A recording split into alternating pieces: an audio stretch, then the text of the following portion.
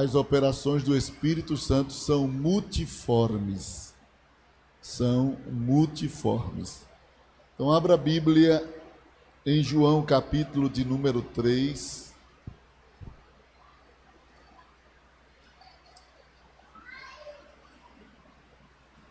Livro do evangelista João.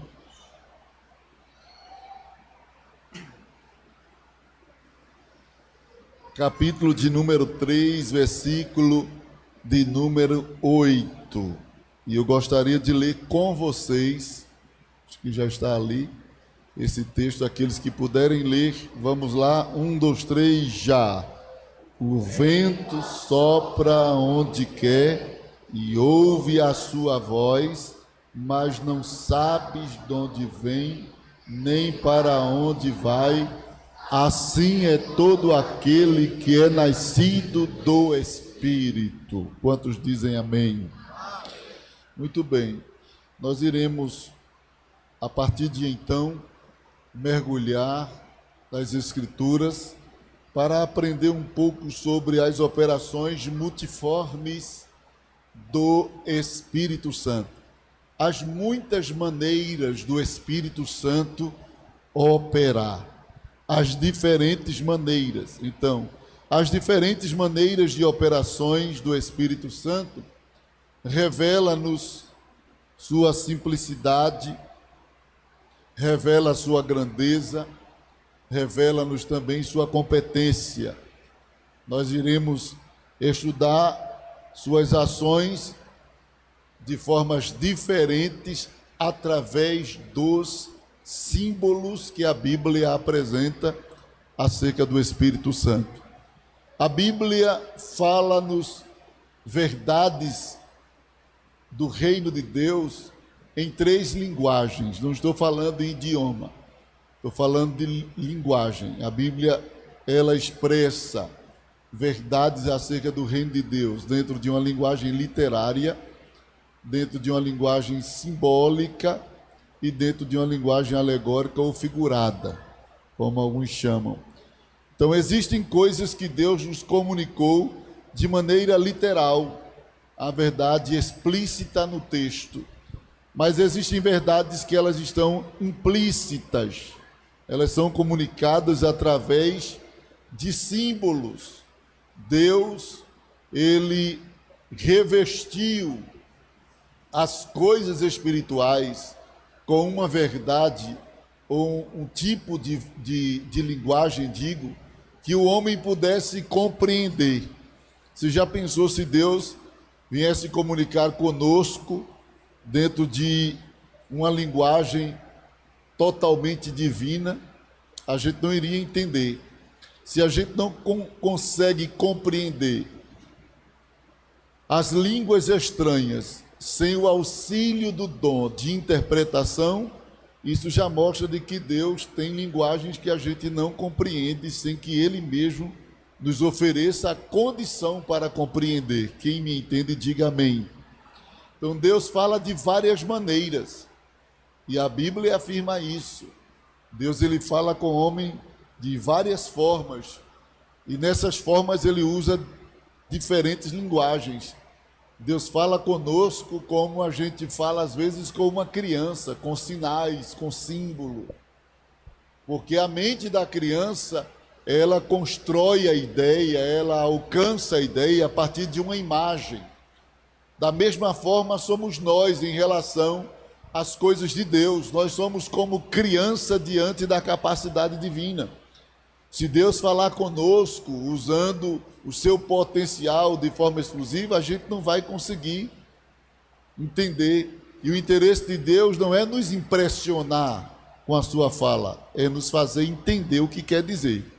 Quando você vê aqueles pregadores que pegam os seus sermões e enfeita com tanta coisa, com aquela linguagem erudita que até os anjos ficam querendo pegar o dicionário para entender, saiba que essa mensagem não é de Deus, não, é mensagem humana. Mensagem de Deus não é complicada. Mensagem de Deus não vem com complicação. Até porque o interesse de Deus é que a gente entenda o que Ele está dizendo. Porque Ele vai complicar? Quem complica é os homens. que querem causar impacto, boa impressão, impressionar as pessoas, e que revestem seus sermões com a linguagem quase que sem nem explicar. Vou dizer erudita porque erudita às vezes a gente alcança, né? Alguns crentes alcançam. É acima da erudição. Colocam termos que a gente não entende. E tem uns que até quer orar dessa forma, achando que pelas palavras bonitas a oração vai ter efeito. Não, irmãos. O importante é a gente entender. Eu fui a um ciclo de oração uma vez, lá na cidade de Vitória, num bairro chamado Iraque. E eu fui ao ciclo de oração porque Deus falou ao meu coração que queria falar algo especial comigo naquele ciclo de oração. Deus às vezes faz isso. Ele fez com Jeremias. Ele falou para Jeremias: desce à casa do oleiro e lá falarei contigo. Ele já estava falando com Jeremias, mas dando o endereço de onde ele queria se expressar de forma especial. Então Deus falou ao meu coração para eu ir para o ciclo de oração lá no Iraque. E eu fui. Cheguei lá, as irmãs me deram uma oportunidade para pregar, eu preguei, dei uma palavra, os irmãos se animaram. E eu fiquei ali esperando. Na oração final, a irmã disse: o irmão que veio de Bonança, venha também fazer a oração final. E quando eu fui fazer a oração final, Deus usou um irmão para mim. Nunca vi vocabulário tão fraco. Eu te trouxe de riba. Era assim que ele falava. O vocabulário era fraco, fora totalmente de tudo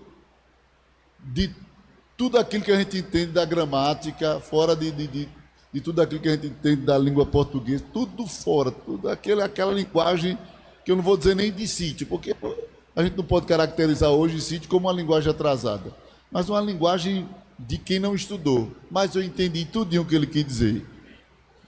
A linguagem era fraca, mas a mensagem era de Deus. Porque tem gente que fica tão exigente e acha que porque o vaso falou uma palavra errada no português não foi Deus. Querido, Deus usa-nos com o conteúdo que temos. Não é porque Deus está usando uma pessoa que na mesma hora ele já fica formado em português para poder entregar a mensagem, não. Ele vai falar do jeito que ele entende. Eu te trouxe, tu sobe para riba, desce para tal lugar. Ele vai. Agora você entendeu? Então pronto. O importante é entender a mensagem e ela se cumprir.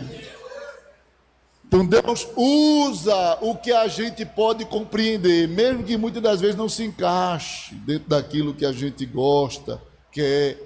Mas Deus trabalha assim, trabalha levando-nos à compreensão do que Ele quer dizer. Porque tem gente que fica: não foi Deus não, o irmão disse eu te trouxe. Deus não é fraco de português. Irmãos, quem é fraco de português é o vaso, mas Deus usou ele. E Deus não está preocupado com isso não. Tudo que aquele irmão disse era Deus puro na vida daquele irmão.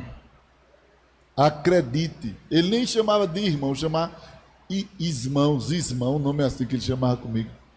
Meus irmãos, ele falava assim comigo, ele se dirigindo a mim, veio até mim, dizia as coisas assim, não falava dificuldade, falava dificuldade, era mais difícil o que ele dizia do que a própria palavra dificuldade. Mas eu entendi o que ele estava dizendo, porque tem gente que é assim, dificuldade. A palavra dificuldade dele é mais difícil do que a própria palavra no português, mas ele, né? Então Deus fala, e Ele fala de forma que a gente possa compreender. Os símbolos do Espírito Santo é um método linguístico de Deus, é um método de comunicação, é uma forma de Deus falar conosco. O que é um símbolo? O símbolo é um elemento que oferece quadros concretos de coisas abstratas. Diga comigo: símbolo é um elemento que oferece quadros concretos de coisas abstratas. Isso é um símbolo, é uma definição básica do que seja símbolo. O símbolo do Espírito Santo também é um arquétipos. O arquétipos na literatura é um personagem, um tema, um símbolo comum a várias culturas e épocas. Ou seja, o significado dos símbolos do Espírito Santo não é algo isolado ao tempo, ao lugar ou ao povo. Não, aquilo que Deus falou por meio de símbolos, a mensagem que o Senhor transmitiu por meio de símbolo é uma só em qualquer etnia, povo, em qualquer lugar, em qualquer época, ela é a mesma mensagem. Isso é um arquétipo, ela não se altera, não serve só para aquele grupo, não serve só para aquelas pessoas, não serve só para aquela época, não. É uma mensagem que tem um propósito que aonde for pregado, o povo de qualquer língua, de qualquer lugar, quando se estuda, compreende o que Deus está dizendo. Então Deus trabalha através de símbolos. O primeiro símbolo que eu quero utilizar aqui para comunicar as formas de Deus falar conosco é o vento. Então um dos símbolos do Espírito Santo é o vento. O vento na Bíblia simboliza o Espírito Santo. E o Espírito Santo ele opera com essa característica como um vento. Em João capítulo 3, versículo de número 8, a Bíblia diz que o vento sopra ou assopra onde quer e ouve-se a sua voz, não sabe de onde vem nem para onde vai. Em Eclesiastes capítulo 1, versículo de número 6, Eclesiastes capítulo 1, versículo de número 6, a Bíblia diz o seguinte, 1 e 6 de Eclesiastes. O vento vai para o sul e faz o seu giro para o norte. Continuamente vai girando o vento e volta fazendo os seus circuitos. No Salmo 1, versículo de número 4, mais uma vez a palavra fala acerca do vento, da função do vento, da operação do vento. E veja o que é que a Bíblia diz no Salmo 1, versículo 4, diz assim, Salmo 1 e 4. Não são assim os ímpios, mas são como a moinha que o vento espalha. O vento espalha os ímpios. O vento sopra sobre os ímpios e espalha. Então, o Espírito Santo, ele atua, ele opera na mesma característica que opera os ventos. O vento no seu aspecto natural. O vento, ele é misterioso. O vento, ele se movimenta. O vento, ele tem querer próprio. Ele é soberano. Veja que ele assopra onde quer. O vento, além de ter querer próprio, o vento fala. Ouve-se a sua voz. Quem já ouviu a voz do vento? Eu morei num lugar lá em Petrolina mesmo. O vento de lá eu acho que era bem maestro, porque cantava lá na porta de casa. E parecia aqueles cânticos de vento de filme de Malhação. Meu Deus do céu, que vento é esse? Lá em Petrolina, quando é tempo de vento mesmo, irmãos, tem um período lá que o vento canta melhor do que certos irmãos. Viu? Ele canta afinado. Então, o vento... São características do vento. O vento é misterioso. O vento é misterioso. A Bíblia diz que o vento sopra onde quer. Ele vai e volta, a gente não sabe. Não sabe de onde vem nem para onde vai. Isso fala de mistério. O mistério do vento. O vento, além de ser misterioso, ele se movimenta. Ele está em movimento. O vento, ele tem querer próprio. O vento fala. O vento separa, como disse aí. Não é assim os ímpios que o vento espalha. O vento causa distinção, revelando quem é ímpio, quem é justo. O vento, segundo a ciência, é o ar atmosférico que se desloca. Os ventos para os hebreus, eles tinham um valor imenso, pois eles cobriam ou contribuíam para o progresso da vida humana e vegetativa do Oriente. As correntes de vento que varrem o Oriente Médio encarregam-se da formação do clima. Existem pelo menos 5 tipos de correntes de ventos que varrem o Oriente Médio. As correntes úmidas, essas correntes úmidas vinham do mar Mediterrâneo. Elas eram poderosas e portadoras de geada, chamava-se de safon. Nós estudamos isso na ETAD, quando passamos pela aula de geografia bíblica. Está vendo como é importante a aula de geografia bíblica? Olha eu trazendo o conteúdo da ETAD aqui para vocês. Então ela chamava-se de Safon. As correntes frias vinham dos montes do norte, era propício para a vegetação, chamava-se de Quadim. As correntes tempestuosas chamavam-se de ventos do oeste. As correntes quentes, considerados os mensageiros do calor, chamavam-se de Darom. E as correntes destruidoras, elas vinham do deserto e chamavam-se de Sirô. Então, 5 tipos de correntes de vento, 5 tipos de ventos, e esses ventos, por incrível que pareça, eles obedecem a Deus em diferentes funções. Eu vou mostrar pelo menos aqui como esses ventos trabalham, representando o Espírito Santo agindo na vida do crente, agindo na vida do crente. Então isso significa, quando lemos acerca desses diferentes tipos de correntes de vento, que Deus, ele usa os ventos para atender diferentes necessidades. Veja que cada vento desse, ele tinha uma função, tinha um propósito. Isso mostra que quando Deus age pelo Espírito Santo, soprando na igreja, soprando sobre os seus servos, Deus trabalha com diferentes propósitos, causando diferentes resultados. Por exemplo, abra a Bíblia em Êxodo capítulo 15, versículo de número 8. Êxodo capítulo 15, versículo de número 8. Você vê Deus trabalhando através do vento. E vento como símbolo do Espírito Santo, fazemos a aplicação aqui. Êxodo capítulo 15, versículo de número 8, diz assim: e com o sopro de tuas narinas amontoaram-se as águas, as correntes pararam como um montão, os abismos coalharam-se no coração do mar. Veja que Deus deu um sopro com o seu nariz, e com o vento que saiu de dentro de Deus, as águas do mar vermelho congelaram-se, coalharam-se, viraram paredes de águas. Imagine, elas ficaram como uma parede, de um lado e do outro, para os filhos de Israel andarem. Foi só um ventozinho de Deus, um vento do nariz de Deus, que fez com que aquilo ali parasse. Deus trabalha com os ventos.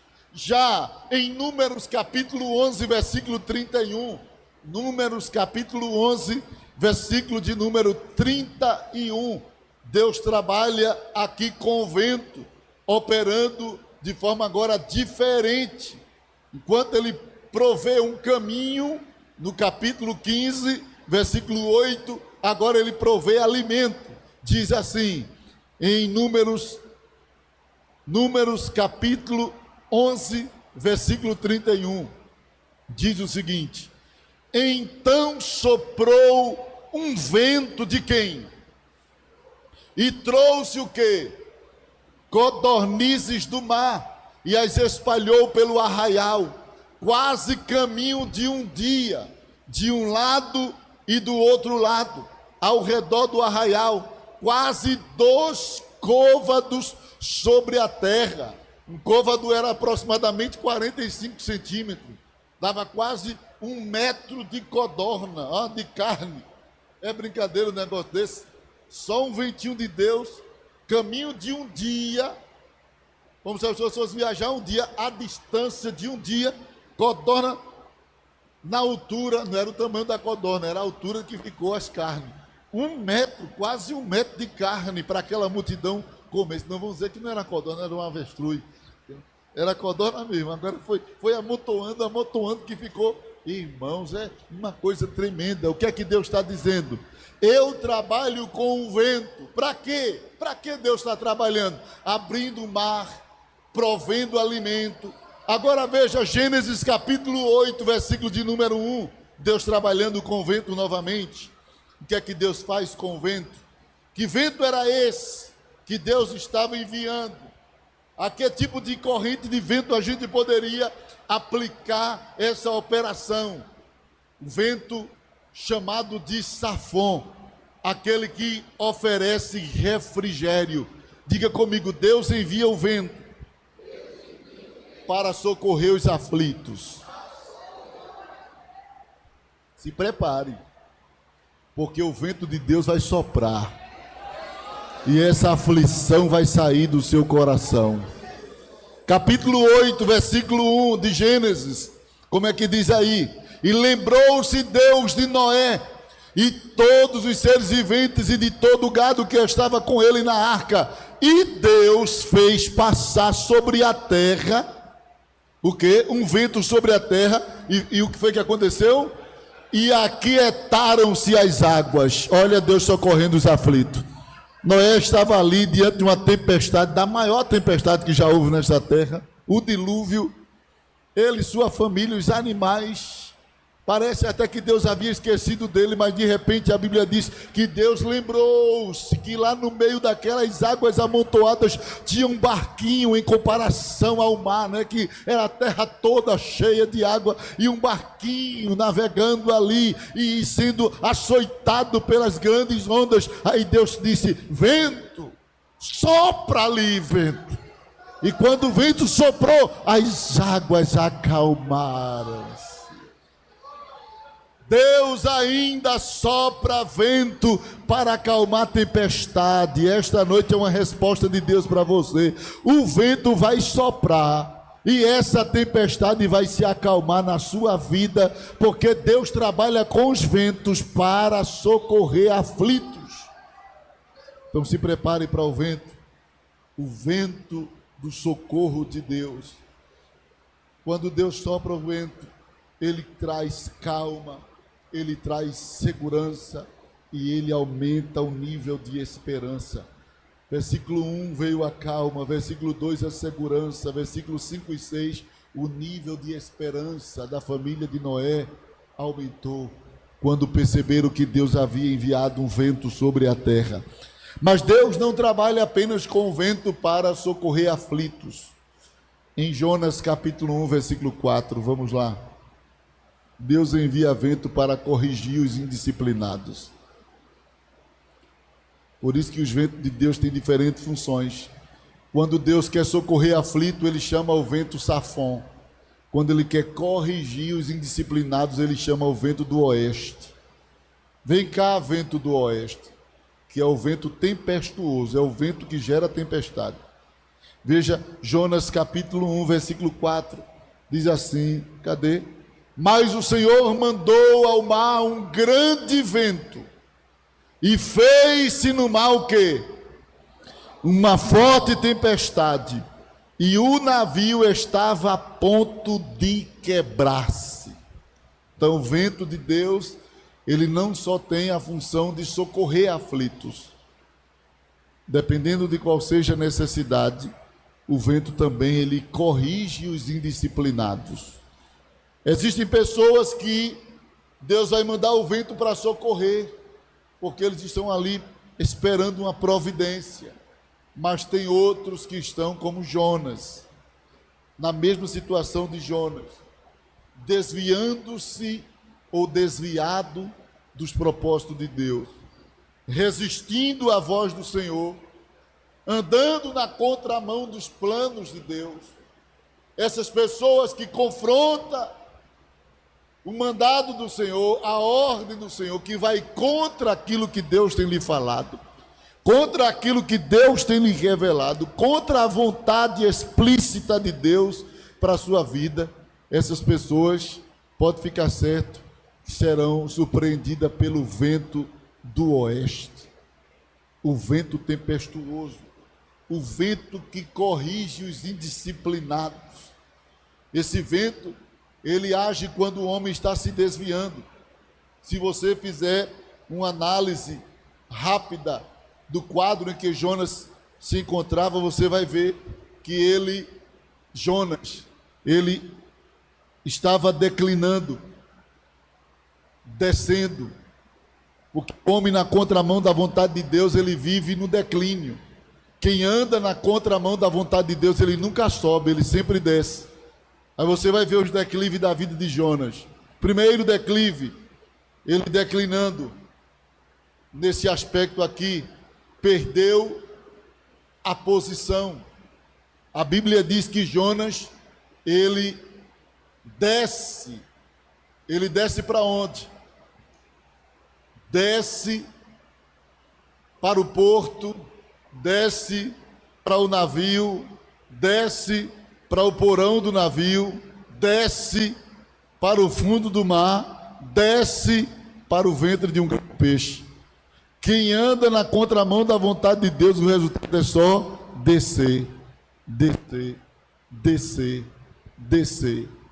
Quem vive confrontando o propósito de Deus na sua vida, o resultado é queda.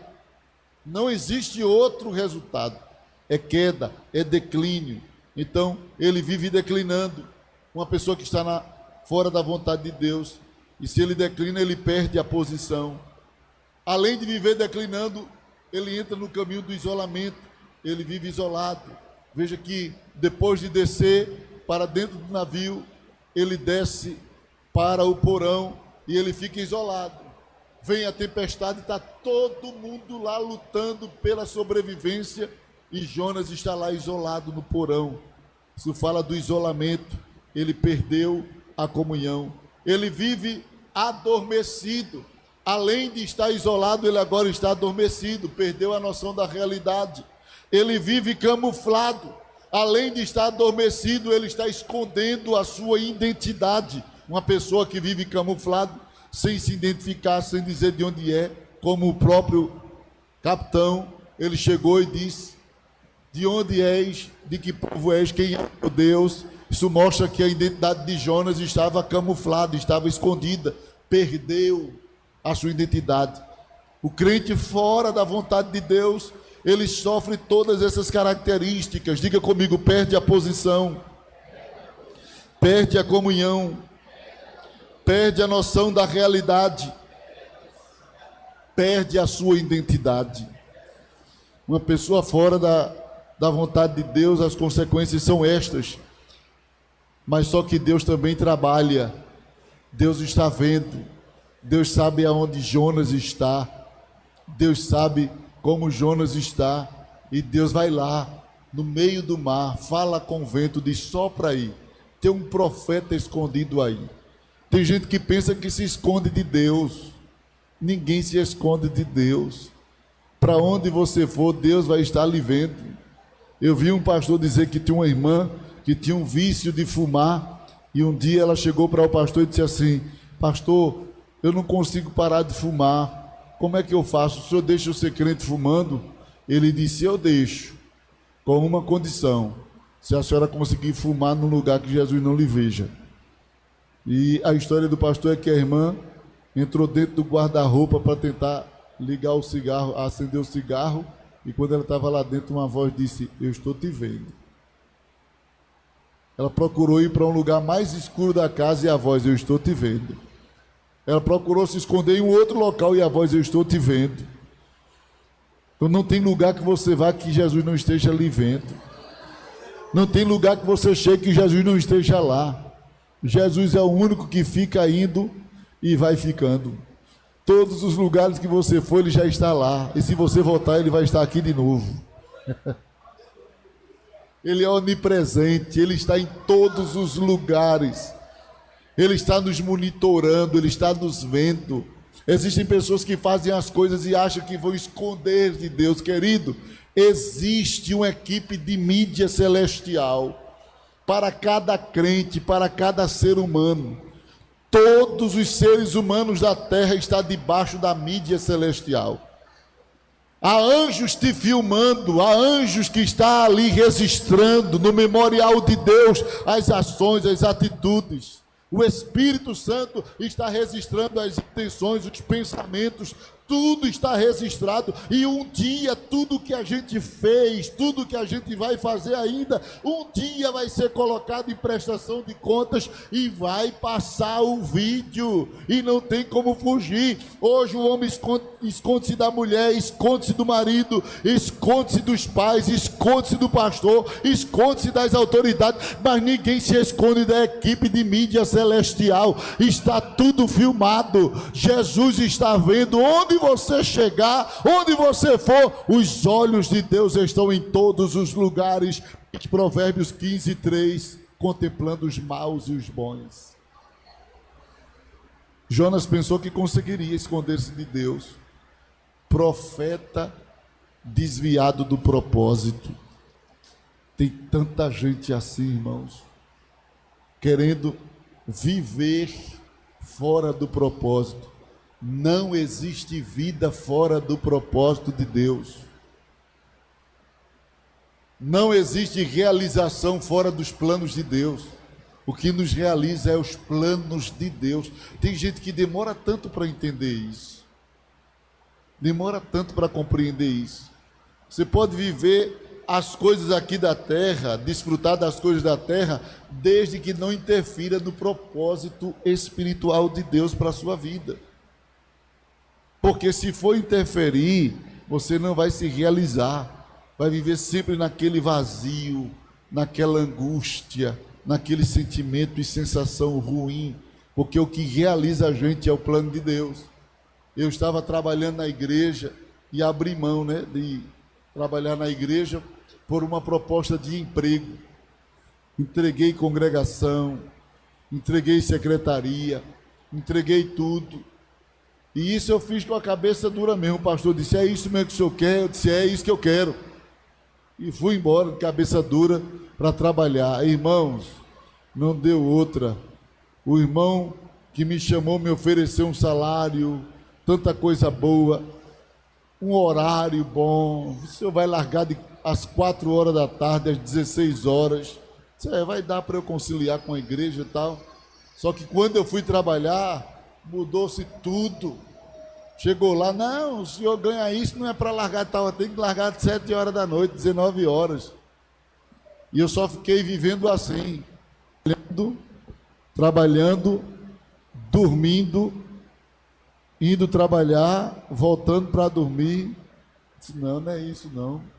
Eu fui lá dentro dos estoques do supermercado, dobrei o meu joelho e disse: Senhor, se tu me tirar daqui, nunca mais que eu entrego obra nenhuma tua para correr atrás daquilo que eu penso que é melhor. Vou confiar nos teus propósitos. Não deu outra. Deus me tirou de lá. Pouco tempo que Deus me tirou de lá, eu fui visitar um cidadão. Eu já estava livre daquele emprego, trabalhando também na igreja. Aí me chamaram para fazer uma oração por um cidadão lá em Vitória de Santo Antão. Cantei um hino.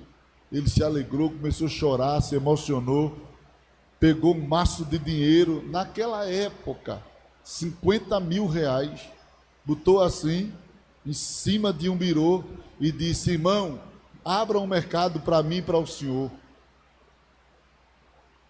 Eu olhei assim: irmão, 50 mil, naquela época, há mais de 20 anos atrás, meu irmão, era dinheiro para eu abrir um mercado bom mesmo, bom mesmo.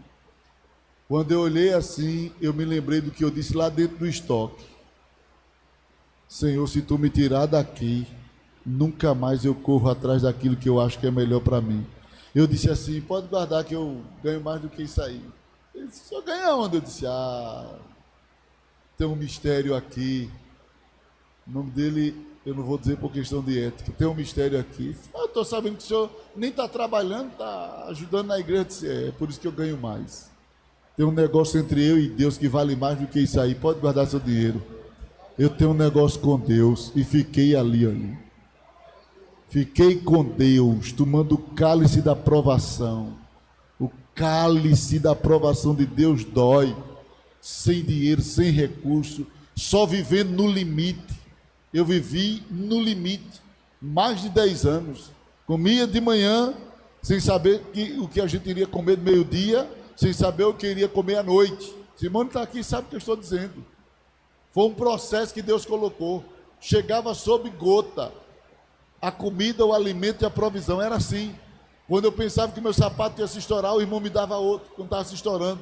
Eu ficava escondendo o buraco de um sapato com um buraco menor do outro. O que eu escondia, o buraco era muito grande. Eu dobrava o joelho para orar, aí tinha que mostrar o buraco do sapato embaixo. Eu pegava o buraco do outro sapato, que era menor, e cobria o buraco maior com outro sapato. para poder orar na igreja, para os irmãos não rirem de mim. Passei muitos anos assim, uns 10 anos assim. Passei 8 anos sem poder dar nada a Simone. Tudo que eu tinha era doado. Os irmãos doavam paletó, doavam calça, doavam gravata, doavam camisa. Uma vez o irmão chegou lá em casa, eu só tinha 2 ternos. O irmão chegou lá em casa, irmão Elmir, o senhor me dá um terno para eu poder fazer a obra do Senhor? Eu dei um terno, mas eu murmurei tanto que eu dei aquele terno. Eu dei o terno ao irmão, só tinha 2, dei outro. Eu fui para um ciclo de oração num lugar chamado Vaza do Una, reclamando. Tu só manda pior do que eu, porque tu não manda alguém me abençoar. Só manda me pedir lá em casa. Eu dizendo coisa com Deus. Fui para o ciclo de oração, voltei, irmãos. Quando eu voltei, tinha um terno. Tinha até a etiqueta lá, na época, R$350. Era como se fosse R$3.500, um terno de R$3.500, lá em cima da cama. Quando eu vi, eu disse: Jesus, me perdoa, Jesus. Deus mandou o camarada tirar o terno velho, porque o novo já estava a caminho, estava chegando um terno de São Paulo de presente para mim. Irmãos, Deus trabalha para socorrer, mas Ele também trabalha para corrigir o profeta que está fora do lugar. E esta noite eu estou sendo um vento de Deus aqui para dizer que Deus vai soprar lá na sua casa e você vai ter que chegar onde Deus quer para fazer o que Deus quer. Não tente correr, não. Não tente fugir. Não tente ouvir outras vozes. Escute a voz de Deus. Fique no lugar que Deus quer. Porque se você fugir, o vento vai soprar. E depois não diga que Deus não lhe falou. Eita lá. O vento sopra para corrigir profeta, fujão. O vento sopra, o vento vai soprar, se prepare. Vocês vão ver pessoas que queriam fugir, pessoas que fugiram, chegar aqui e dizer: Jesus, o vento vai soprar. O vento vai soprar. Deus envia vento também para restaurar os que estão destruídos. Não só para socorrer os aflitos, não só para corrigir os indisciplinados, mas também para restaurar os destruídos. Ezequiel 37, versículo 9 e 10. Vamos lá. É só um símbolo que eu estou tentando mostrar aqui. A próxima semana eu vou falar sobre um símbolo que muitos crentes precisam ouvir eu falar sobre isso, que é o óleo da unção. Como símbolo do Espírito Santo. Eu não vou adiantar nada aqui, mas vocês precisam saber como o óleo ele tinha utilidade no Antigo Testamento e qual é a sua função no Novo Testamento, porque está havendo confusão doutrinária sobre unção, e eu vou explicar à luz da Bíblia aqui. Mas primeiro vamos observar o Espírito Santo agindo como um vento, e como o vento ele socorre aflitos, corrige pessoas que estão desviando-se, restaura os que estão destruídos. 37, 9 e 10 diz assim: mas o Senhor, Ezequiel 37, vamos lá, soldado, Jesus te batizou para tu ficar ligeiro. 9 e o 10. Eu estou achando que ele está no lugar de Eutico, dormindo na janela. E ele me disse: profetiza ao Espírito, profetiza, ó Filho do homem, e dize ao Espírito: assim diz o Senhor Deus, vem dos 4 ventos, ó Espírito, e assopra sobre estes mortos para que vivam. Versículo 10. E profetizei como ele me deu. Então o Espírito entrou e vieram e se puseram em pé o quê? Um exército grande e extremo ou numeroso. Percebam de que nessa experiência de Ezequiel, ele é levado a um vale de ossos secos. Ossos que estavam espalhados sobre a face da terra. Pessoas que morreram e sequer tiveram a honra de serem sepultadas. Na realidade, quando uma pessoa morria e eram deixados à face da terra sem ser sepultado, eram pessoas que morriam debaixo de humilhação. Sabia? O sepultamento era um ato de honra. É por isso que o mendigo Lázaro, a Bíblia não diz que ele foi sepultado, porque ele morreu debaixo de humilhação. Mas o rico foi sepultado. Significa que teve toda a cerimônia para o rico. E quando as pessoas morriam, queriam ser sepultados na sepultura de seus pais, porque era um ato de honra ser sepultado na sepultura dos pais. Dentro da linguagem cultural da época, o sepultamento era algo de honra.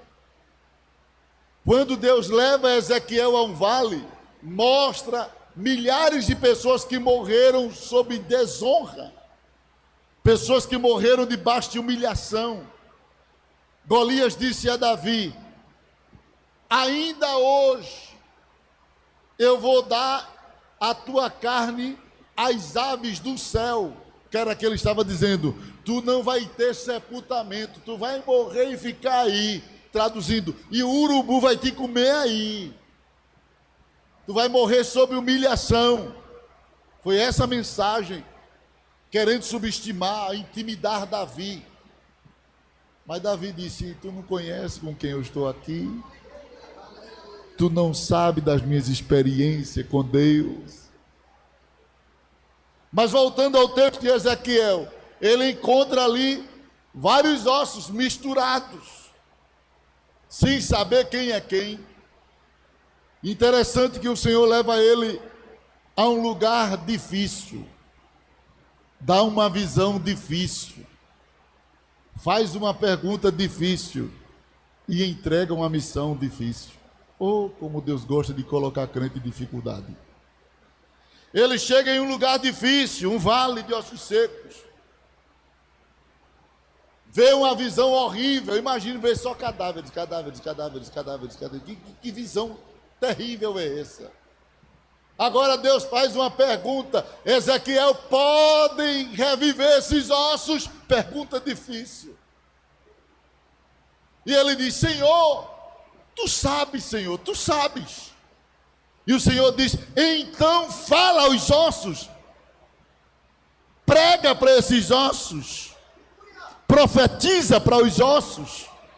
Deus estava dizendo a Ezequiel: você foi chamado para pregar para aqueles que morreram, que já não tem mais nada, não tem esperança, não tem recurso, não tem mais nada, estão aí debaixo de humilhação. Prega para aqueles que estão debaixo de humilhação, fala com esses ossos.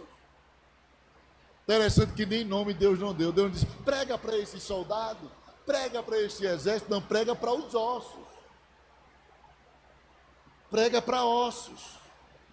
E agora imagine o profeta, né, pregando, falando diretamente com os ossos. O corpo tem 206 ossos, e ele começa a chamar os ossos, osso por osso. E quando ele começa a profetizar, a Bíblia não dá os detalhes de como ele se expressou para os ossos, mas a gente pode imaginar que ele começou a chamar os ossos pelos seus nomes, ou gritar de uma só vez: ossos, escutem o que diz o Senhor, juntai-vos, cada um ao seu lugar. Quando ele começou a falar, houve um reboliço. Parecia que tinha um tornado descendo ali. E agora ele está assistindo uma cena difícil, o osso voando para lá e para cá, e cada osso procurando o seu lugar, e cada osso se colando ali, se juntando. E ele está profetizando para os ossos. Quando ele termina de profetizar para os ossos: pronto, Senhor, profetizei. A missão não terminou não, Ezequiel. Você agora vai ter que profetizar para que venha carne, nervo, pele. Fala! E ele: carne, nervos, tendões. E começou a falar tudo que o corpo humano possui. E as coisas começaram a aparecer. Irmãos, diga comigo: você só vai conseguir ver o que Deus tem para te revelar se você ouvir o que Deus tem a te dizer. Quem não ouve o que Deus diz, pode dizer, quem não ouve o que Deus diz, não vê o que Deus tem para revelar. Tem muita gente dizendo, me revela, Senhor, me revela as coisas. E Deus dizendo, me ouve, me ouve, me ouve. Porque existe uma lei aqui, Deus só revela o que Ele tem para revelar, quem ouve o que Ele está tendo a dizer, o que Ele tem para dizer. Deus não revela se primeiro a gente não ouve. Primeiro você tem que ouvir a voz de Deus para poder ver o que Deus quer que você veja. E Deus começa a dizer a Ezequiel, profetiza, e ele vai dando ouvido e falando, e aquilo que ele vai falando vai se materializando, vai aparecendo, vai aparecendo. Que chamada, que ministério. A gente só quer, eu estou contextualizando, a gente só quer pregar se for para multidões, se for para muita gente, mas tem hora que Deus quer que a gente pregue para urso seio. Tem hora que Deus quer que a gente pregue para aquilo que nem parece que vai corresponder a alguma coisa. E Deus usa Ezequiel nessa dimensão. Agora, porque Deus, Ele leva Ezequiel a essa experiência? Diga comigo, Deus sabia onde estavam. Diga assim, no vale. Diga, Deus sabia como estavam. Diga, mortos e secos. Deus sabia o que precisavam. Diga, o sopro do vento de Deus. Deus sabia o que faria. Diga, ficariam de pé.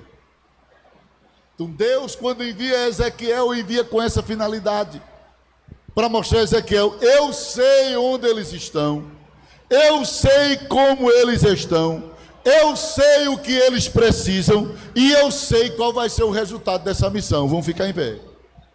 Deus está dizendo, profetize, fale, não se cale, diante daqueles que parece que já estão secos, não sentem mais nada, não acreditam em mais nada, estão mortos. Deus está dizendo, continue falando na sua casa, continue falando para os seus filhos, continue falando de mim para o seu marido, continue falando de mim para a sua esposa, continue falando de mim para o seu vizinho. Eu sei onde eles estão, eu sei como eles estão, eu sei o que vai acontecer, o que é que eles estão precisando. Eles estão precisando de um vento meu para soprar. Vá falando. Vá falando, vá falando. Irmãos, Deus é terrível. Deus é terrível. Quando eu era adolescente, estou caminhando para o final. Quando eu era adolescente, eu passei por crises espirituais. Eu nunca neguei isso a ninguém. Eu nunca me desviei da igreja. Nunca. Mas eu passei por crises. Na minha fase de adolescência, aquela vontade de não querer estar mais nos cultos. Aquele negócio que parecia mais que eu estava indo só por causa de papai e mamãe, aquele desânimo só para dar satisfação. E tinha hora que eu ia para a igreja, eu entrava, quando começava o culto eu corria para assistir os Trapalhões, numa televisão pública, que tinha em Bonança. De vez em quando mamãe mandava o diácono me buscar, eu estava lá no meio dos pinguços, dando risada com Didi, Dedé, Mussu e Zacarias. Bora, teu pai está te chamando agora. Eu corria e entrava e já entrava no grupo dos adolescentes na hora da oração. Eu esperava orar, né? Não estava orando, que já estava lá. Glória a Deus, aleluia. Já tinha terminado os Trapalhões. Passei uma fase de frieza. Às vezes, quando eu saía de lá, que não tinha os Trapalhões, ia lá para aquele parque da Igreja Católica, andar na roda gigante. E fiquei nessa fase difícil, sem gosto, sem sabor de estar na igreja. Mas, irmãos, mamãe nunca parou de falar de Jesus para a gente. Nunca. Mamãe nunca desistiu, nunca se conformou, nunca. Eu lembro que um dia ela chegou para mim e disse assim, vai hoje para o culto lá em Bonança 1, vai ser tão bonito hoje o culto lá. Veste um terno desse aí e vai para lá. E eu, cheio de carne, misturado com demônio, olhei para ela Disse assim, se sair fosse de ferro, ia enferrujar, que eu não uso isso mais não. Dei as costas e saí, fui sair com os meninos para ver se ia jogar bola à noite. Só que eu não encontrei ninguém, sentei na calçada da congregação de Cidade de Deus. Também não tinha culto de Cidade de Deus, fiquei por ali vendo se chegava algum menino, não chegou ninguém. De repente eu desci, que aquela voz ficou me perturbando na mente, o que eu disse a ela, a forma como eu me dirigi, e eu fui para Bonança 1. Quando eu cheguei em Bonança 1, que era uma congregaçãozinha assim, tamanho de chique-chique, salãozinho, bem bonitinho, eu cheguei em Bonança 1, estava lotado. Tinha crente até do Oiçó, literalmente, tinha um irmão da igreja que tinha um Oiçó. Tinha crente até do Oiçó, como a gente diz. E eu cheguei ali por trás para ver o que estava acontecendo, e aquele culto animado, aquele culto fervoroso mesmo. E fazia pouco tempo que eu tinha tido uma experiência com um jovem da igreja. Pouco tempo. Eu estava indo para a quadra, jogar bola na quadra da escola Maria do Céu Bandeira. E eu murchava a bola, tirava o pito da bola, murchava, botava debaixo das axilas para ninguém ver, para os irmãos não ver, não dedurar eu a papai e eu não apanhar, ou não ser chamado a atenção. E eu estava indo para a quadra, com a bola murcha debaixo do braço aqui, na linha do trem, nas carreiras, quando eu ouvi Deus falar comigo. E Deus falou comigo dizendo, esta não é a vida que eu tenho para ti. E eu sabia que era Deus. A Bíblia diz que a ovelha conhece a voz do seu pastor. E eu sabia, eu não voltei atrás, eu resisti, eu fui andando, cheguei na quadra, joguei bola, figou, não comemorei porque estava uma angústia dentro de mim, uma tristeza com aquela voz na minha cabeça, essa não é a vida que eu tenho para ti. Quando eu fiz o gol, os meninos tudo, eita, golaço, não sei o que, aquele barulho, e eu não comemorei, me sentei assim, e aquela voz me perturbando, e eu, sem que os meninos percebessem, eu disse a Deus, se não é, por que tu me deixa viver assim? Terminou o jogo, voltei para casa, tomei um banho, me aprontei, já era quase 18 horas, subi, me sentei no banco da praça, lá em Bonança, do Alto, numa praça chamada José Pereira. Me sentei e fiquei lá esperando ver se vinha alguns meninos, a turminha do barulho, e fiquei lá esperando. De repente um jovem, que hoje é um presbítero da igreja, Ribamar Cadete, ia passando, e era o dia de oração para a mocidade. Ele parou e disse assim, Elmi, eu tenho uma palavra de Deus para ti. Eu disse, ele pode falar. Ele olhou para mim e disse, Deus mandou te dizer que esta não é a vida que Ele tem para ti. Mas eu não sabia que Deus tinha falado comigo de manhã, ou à tarde, quando eu estava indo jogar bola. Quando Ele disse isso, meu coração estremeceu, eu comecei a chorar, e eu disse a Ele, eu não já disse a Ele, que se não é a vida, porque Ele está me deixando viver isso? O vazio, sem alegria, sem direção, sem saber no que ia dar aquela vida, cada vez mais aquele vazio na minha alma. Aí ele olhou para mim e disse, Deus marcou o encontro contigo, esta semana Ele vai ter um encontro contigo. Eu tive um medo tão grande, irmão, quando ele disse isso. Eu corri para casa, dobrei o joelho, disse, Jesus, não precisa me matar não. Não precisa me ferir, não precisa permitir nada de atropelamento, porque era tanta desgraça que acontecia com os crentes rebeldes de Bonança, que eu já fiquei esperando uma desgraça. E foi justamente nesta semana que eu fui para Bonança 1. Quando eu vou para Bonança 1, que eu estou lá na frente, olhando para o irmão que estava dirigindo, eu gostei. Era o irmão que eu mais gostava de assistir o culto com ele, de estar no culto com ele, porque ele era bem palhaço, bem brincalhão. Irmão Decídio Paulo.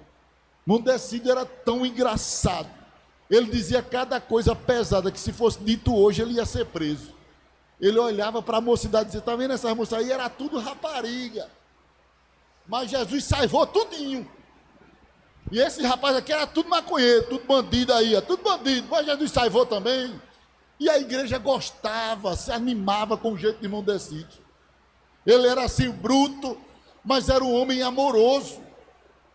Um jovem chamado Rubens aceitou Jesus e vem com aquele cabelão. Ele, vem, aceite Jesus, meu filho, aceite Jesus. Quando Rubens veio que aceitou Jesus, terminou a oração e disse, agora crie vergonha na cara, não seja homem.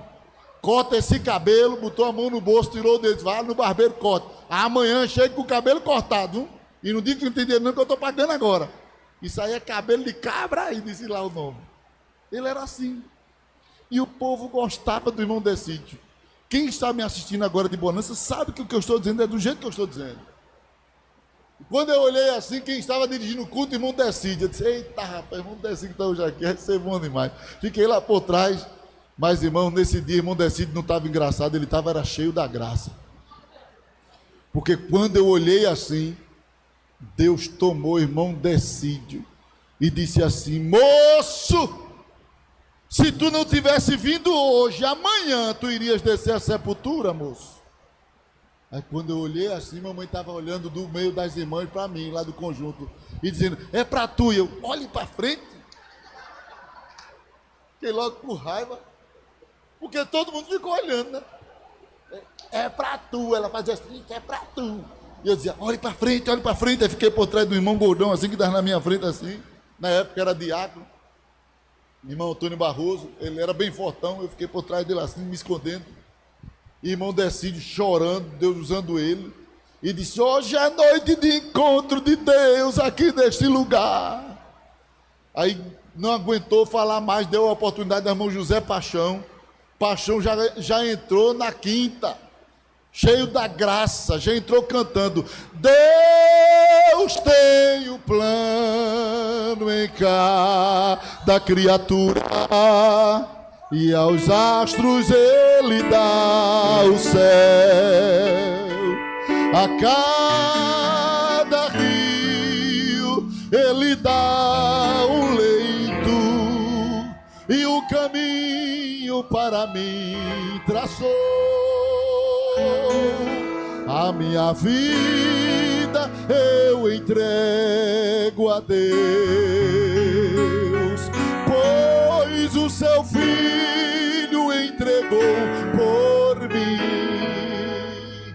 Não importa onde for, seguirei meu Senhor, sobre terra ou mar, onde Deus mandar, irei. Em seu querer encontro paz na vida e bênçãos que jamais gozei. Embora venham lutas e tristezas, tenho fé que Deus me guiará. A minha vida eu entrego a Deus, pois o seu filho entregou por mim. Não importa onde for, seguirei meu Senhor, sobre terra ou mar, onde Deus mandar, irei. A igreja foi tomada pela glória do Senhor. Deus tomou a boca do irmão José Paixão, conhecido como Dudé, e deu continuidade à profecia, dizendo: moço, este é o ano que eu vou te levantar e te levar por muitos lugares do Brasil para pregar a minha palavra. Quando ele disse isso, eu já estava chorando. A letra daquele hino mexeu demais comigo. Em seu querer encontro paz na vida. E eu disse a Deus: Senhor, vai fazer mais de 5 anos que eu falei línguas estranhas, Senhor. Se isto aí é comigo, me renova. Eu nem terminei a palavra renova, porque eu já estava pulando e falando línguas estranhas. Quando eu comecei a pular por detrás do irmão Barroso falando línguas estranhas, Ribamar correu de lá, se agarrou-se comigo e começou a gritar: eu não disse que ia ter um encontro de Deus contigo essa semana? Eu não disse que ele ia se encontrar contigo? E eu me agarrei com Ribamar e as lágrimas descendo de línguas estranhas para tudo que era lado. Até hoje o vento soprou e o osso seco ficou de pé, recebeu carne e nervo. Até hoje Satanás já fez tanta coisa para me jogar na face da terra, para os urubus comer, mas aquele vento me pôs de pé, me pôs de pé. E eu quero dizer para alguém aqui: o vento vai soprar, e quem tu pensa que vai continuar morto, estás enganado, estás enganada. Deus vai soprar um vento tão forte, vai ser um vento tão forte que quando Deus começar a levantar um soldado, tu vai dizer: como é que Deus está fazendo isso? Que negócio é esse? Que coisa é essa que está acontecendo aqui na minha casa? O que é isso que está acontecendo na vida dele e na vida dela? O vento vai soprar. O Espírito Santo está dizendo: eu ajo como vento, eu vou soprar na tua história, mulher, e vou te colocar de pé, como eu te disse. Eu sinto a presença do Espírito Santo aqui. O vento sopra para restaurar os destruídos. O vento sopra para municiar os que estão fracos.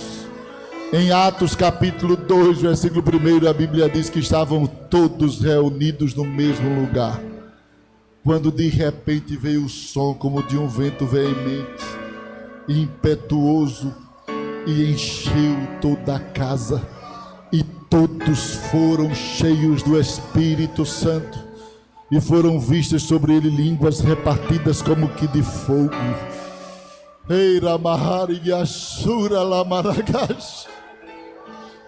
O vento que fortalece, o vento que vai municiar crente, está soprando em Caruaru. O vento que batiza com o Espírito Santo está soprando em Caruaru, está soprando na sua vida, vai soprar na sua casa, vai batizar crente em casa, vai encher crente na rua, vai capacitar crente em casa. Eu disse aqui domingo que teve uns jovens aqui do Jades que passou na casa de uma mulher e sentiu de cantar uns hinos lá na casa dessa mulher, e de repente, quando ele estava cantando com outros jovens, Deus mandou ele dizer às mulheres que estavam naquela casa: dê um abraço. E quando elas foram se abraçar, caíram as duas endemoniadas, caíram as duas se debatendo, e ele disse a mim: pastor, eu não sabia o que fazer, só fiquei orando, e o inimigo dizendo: você não vai tirar eu daqui, você não vai tirar eu daqui. Mas a gente continuou orando, e de repente o espírito mal saiu, e aquelas mulheres ficaram boas. Deus vai municiar crente que a gente não dá nada por ele. Aquele crente que aceita e cai, vem, volta, está aqui, daqui a pouco ele procura, não está. Deus vai soprar um vento sobre esse crente, que ele vai ser sacudido pelo poder de Deus. Deus ainda sopra vento. Fiquem em pé, queridos. Senão eu prego até meia-noite, porque eu estou sentindo a presença dele aqui. Quem está sentindo a presença do Espírito Santo aqui? Quem está sentindo a presença do Espírito Santo aqui? Quem sente que ele vai soprar para socorrer aflito? Quem sente que ele vai soprar para corrigir os que estão se desviando? Quem sente que ele vai soprar para restaurar aqueles que parece que não tem mais jeito? E quem sente que ele vai soprar para municiar o fraco? Levante a mão e adore o nome de Jesus. Se prepare, porque o Espírito Santo age como um vento. Você não vê, mas sente e percebe o resultado dos seus movimentos quando ele passa, porque ele deixa sinais, ele deixa marcas, ele deixa marcas. Quem é batizado com o Espírito Santo aqui?